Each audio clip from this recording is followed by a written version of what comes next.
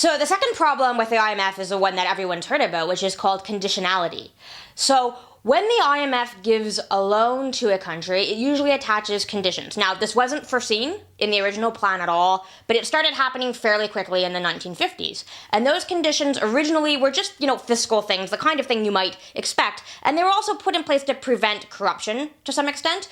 They didn't want people to be using those loans for their own personal gain.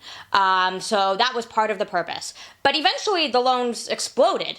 The average number of loans of conditions was 6 in the 1970s, 10 in the 1980s, and 23 by 1999.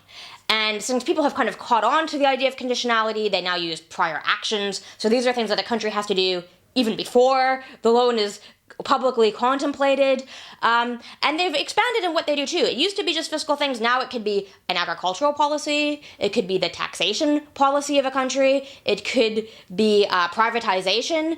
And all of those things are kind of focused on austerity, on making the country leaner and meaner and more able to pay off its debt, right? Usually downsizing the public infrastructure of the country. Now, the problem with that, however, is once again, this is exactly counter to the whole purpose of the IMF, because the IMF was supposed to give countries loans to prevent them having to make all those cuts really quickly. Because when they have to make all those cuts really quickly, it destabilizes the country economically and politically, and it might take a very, very long time to recover from that. So the idea was to give a loan to prevent those austerity measures from happening. But now the IMF is basically demanding those measures to happen. So that's another reason why the IMF isn't able to fulfill its original mandate, is by using conditionality to make countries do the very things that they were not supposed to do according to the original plan.